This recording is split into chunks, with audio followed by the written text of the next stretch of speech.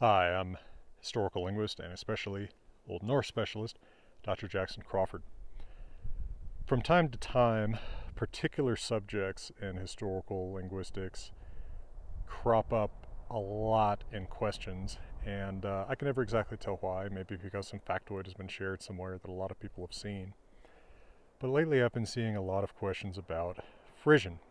So probably somewhere recently, the semi-famous factoid, famous if you've ever taken an interest in language study, that Frisian is the closest language to English it's been shared somewhere. Now, is this true?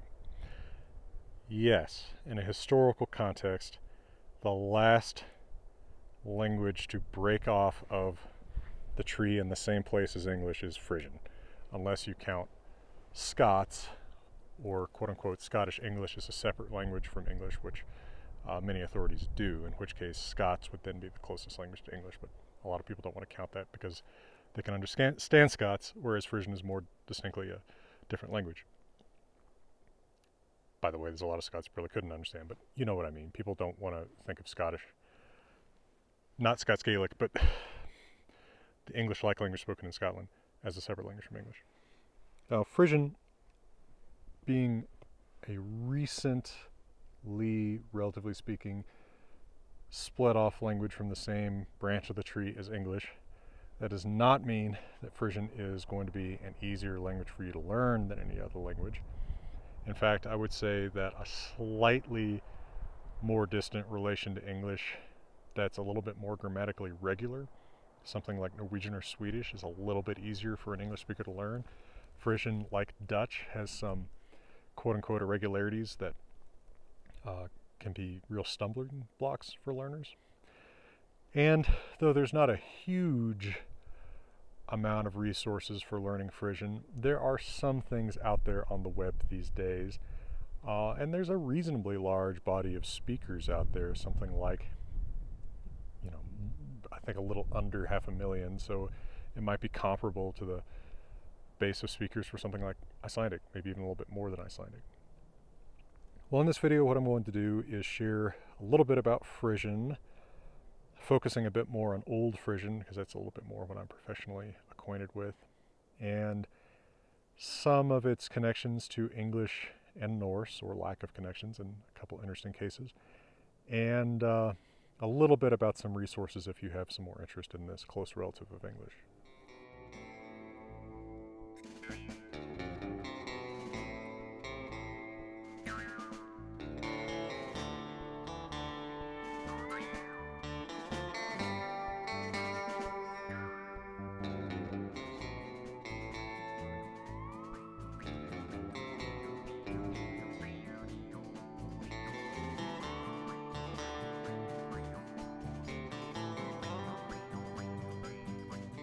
So what is Frisian in the first place? Well, we have to kind of let go of our simplified picture of language in Europe that often puts one set of borders with one flag together with one language. The history of that continent, like of all continents, is much more linguistically complicated than that. And historically, where one language is spoken and another one isn't, has shifted kaleidoscopically. So if we go back about, let's start off about 2,000 years ago, when the Germanic languages were still more or less a unitary phenomenon, but starting to dialectically diverge. We have Gothic of the attested languages probably diverging earliest as the Goths move to the south.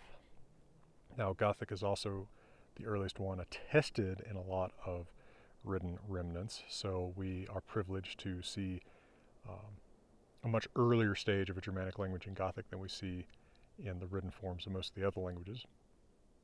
And then gradually, as speakers of the other dialects lose touch with one another and spread out, their dialects diverge more and more and start trending toward the modern spoken languages. So another early diverger is the ancestor of High German, which does not mean, better German, but German of the highlands. So there's a High German sound shift that affects those dialects, including Standard German of today, that doesn't affect the other Germanic languages.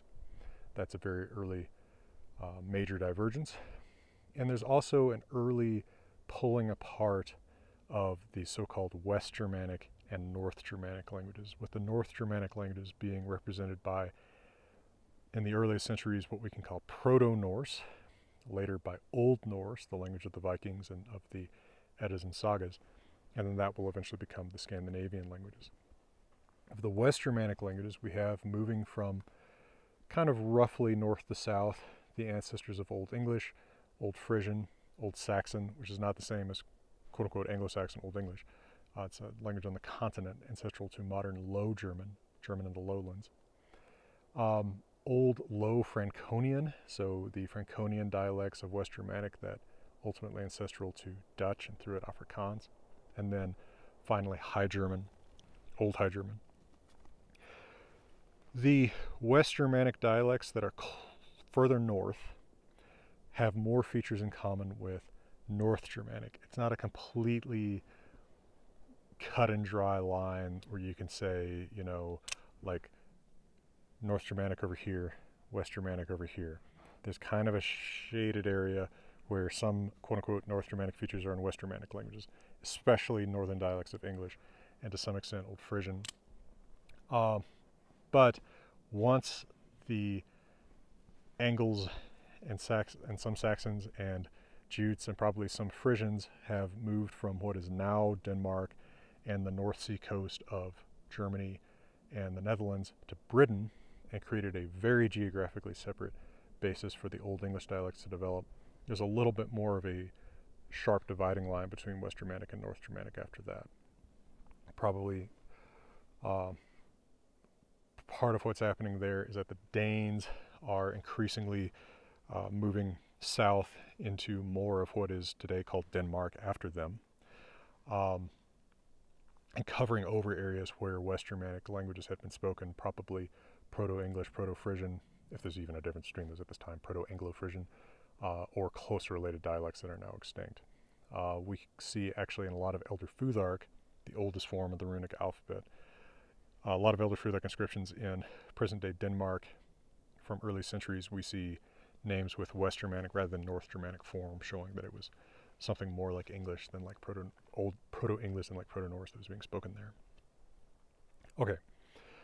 After speakers of the dialects ancestral to Old English have moved to Britain, there are still, you know, they don't all leave. Not everyone speaking these dialects leaves.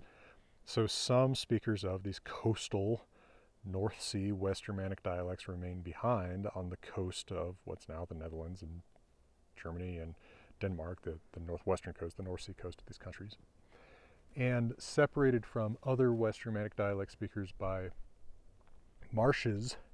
Their language develops in some respects uniquely relative to the ancestors of Dutch or of Low German, their neighboring West Germanic languages. So Old Frisian shows a lot of characteristics in common with Old English, but also some characteristics that are its own unique individual developments, right? It's not the exact same thing as Old English. All right, so with all of that little bit of historical background established, let me give you a quick word from my friends and partners at Grimfrost, and I'll come back and show you some of the characteristics of Old Frisian. Not to teach you Old Frisian, obviously I can't do that in one video. I am trying to teach you to read Old Norse in a Zoom class that I'm starting in late January if you want to go learn to read that. But I want to give you just some of the characteristics of it. If you're interested in something like Old Norse or Old English, you can get a feel for Old Frisian and maybe how it's a little bit different, a little bit the same as those.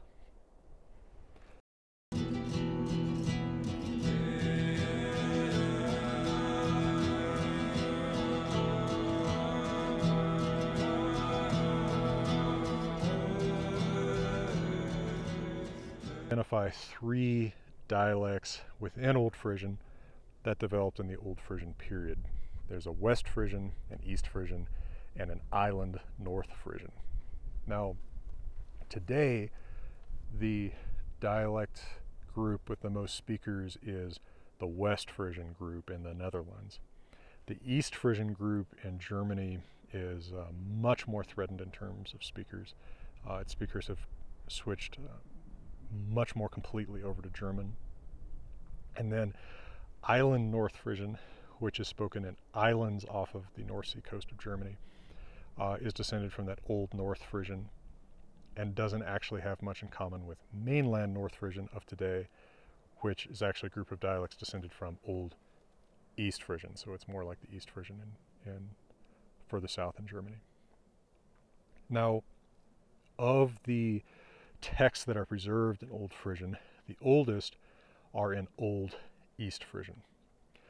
I should take a moment to point out that there are some runic inscriptions in Old Frisian that are older than this.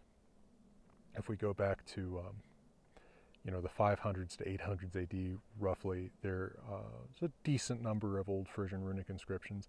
There we see a language that's even more Old English-like than what we call Old Frisian in manuscripts.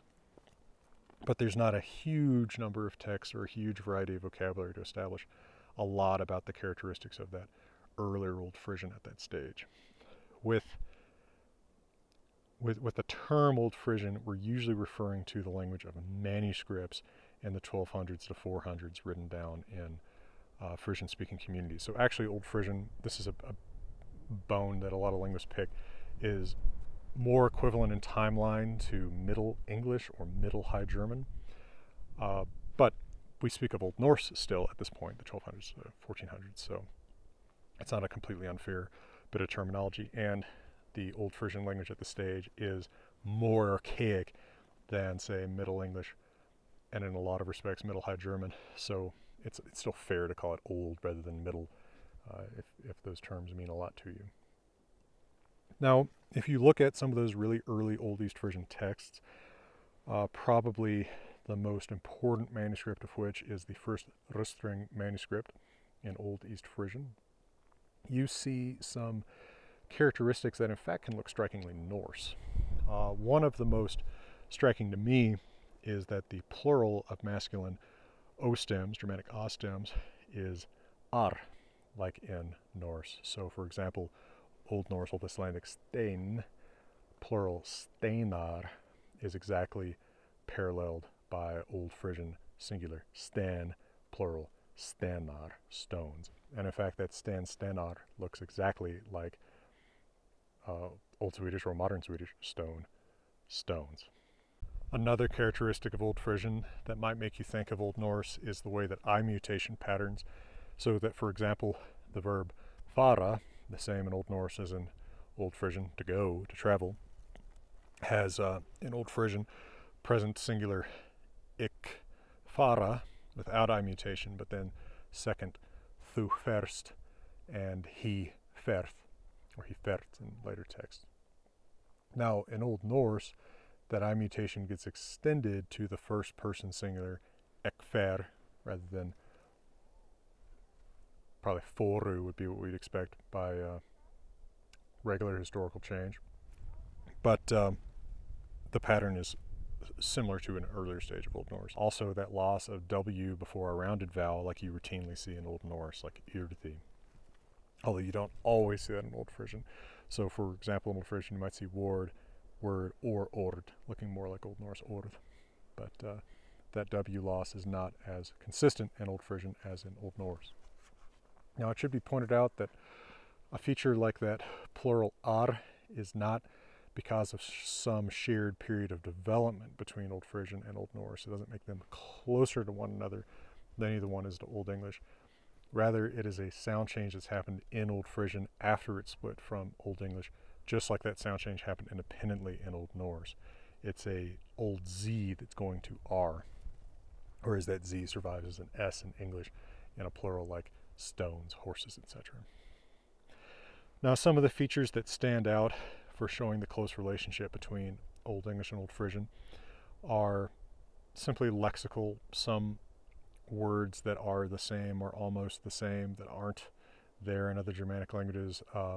Semi-famous example is key, is a word in Old Frisian and Old English, but in other Germanic languages you see other words. For example, Old Norse lykil. And there is a similar tendency in Old Frisian and in Old and later English to metathesis of R. So, for example, through in English, Old Frisian through, although Old English you see thur. So Old English has the non-metathesized form. What's happened is that English and Frisian share this tendency to metathesis, but they don't have all these words metathesize at the same time. Another one would be Old Frisian briocht, Old English bright versus Old Norse bjartur, non-metathesized. I've wondered if English hours is an example of this R metathesis from Germanic unser, where you've got an earlier phase. It's like urs. After English and Frisian have lost that N in front of the S, it's a regular change in English and Frisian and Norse. But you see English hours and Old Frisian ursa. Also Old Frisian berna and Old English burn versus, for example, Old Norse brenna with the non-metathesized R. Old Frisian loses the Old reflexive personal pronoun, Old Norse sich, German sich, which means himself, herself, itself. So that's another big difference. For example, in the first Roostring manuscript, you see Sunnandi wante God him resta. Sunday when God rested him, meaning rested himself. In Old Norse or in German, you would need sich or sich there. Old English doesn't feature a lot of the dummy do verb that modern English does, but Old Frisian is starting to show the same tendency toward using a lot of do that modern English does. So, for example, in the first Roostring manuscript, thu ne skalt nena mon slaga dwa, you shall not do any manslaughter. You should not murder. It's of course from the Ten Commandments.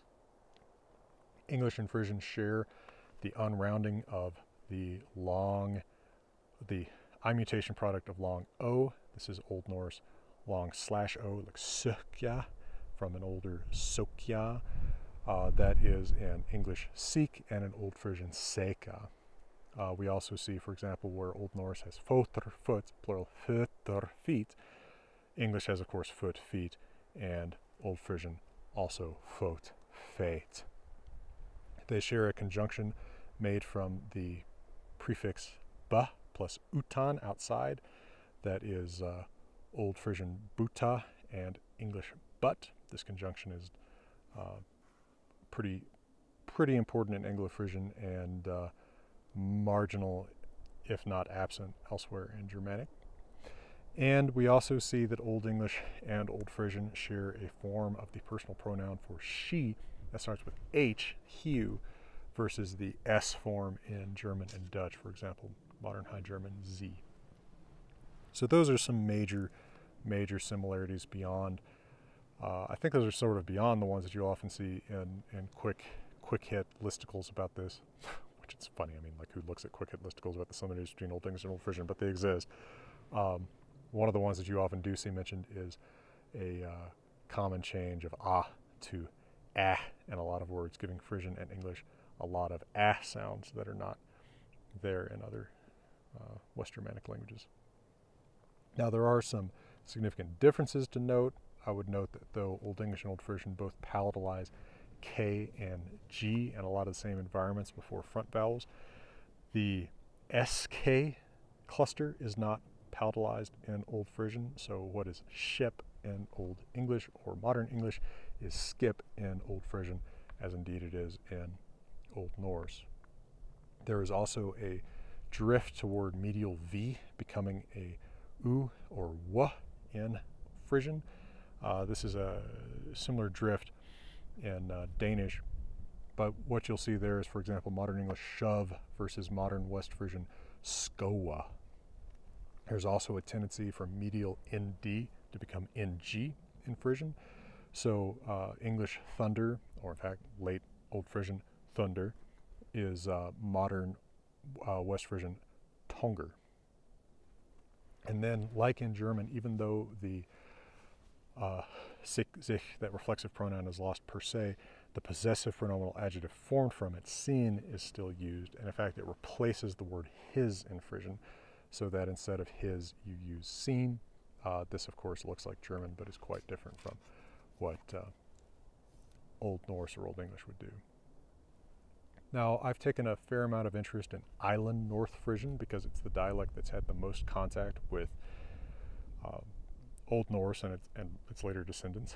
One of the most interesting things you'll see if you read some North Frisian, and there is a North Frisian New Testament that's easy to find online, is ek, from Old Norse ekki, meaning not. So the negative, instead of being like English not or German nicht, you know, one of these in words, in starting words, is from the Norse negative ekki, which is pretty cool.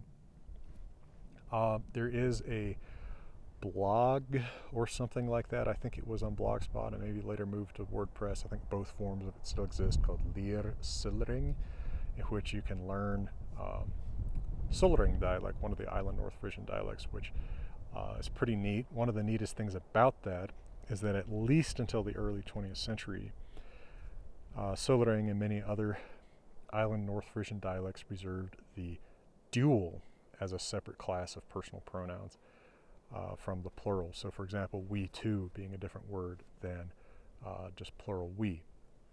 Y'all too being a different word from plural y'all, meaning more than two yous that I'm talking to. Intriguingly, these Island North Frisian dialects also developed an analogical they too, which is not there in, for example, Old English or Old Norse, where you just have the we too, y'all too forms. There's no they too. Same thing in Gothic, so that's an innovation. The dual is not only retained as a separate category, but strengthened as a separate category and gained a new member. If you are interested in learning more about Old Frisian, I recommend An Introduction to Old Frisian, pretty obvious title, by Rolf H. Bremer Jr. This was given to me as a gift 14 years ago when I took my qualifying exams for my PhD by one of the professors on my committee, Rob Howell at the University of Wisconsin. Anyway, it is, I think, the only real introduction to this language that you're going to get in English. It covers grammar as well as having a reader with a lot of text in Old Frisian. Be warned that I don't think that this book is all that well organized, and it could have really used another editor, so the book may frustrate you at moments. I am trying not to be as frustrating in the Old Norse textbook that I'm putting together and testing right now in my Old Norse class on Zoom. But I really appreciate that Rolf Bremer put this book together, as it's it fills a niche that I don't think any other book fills.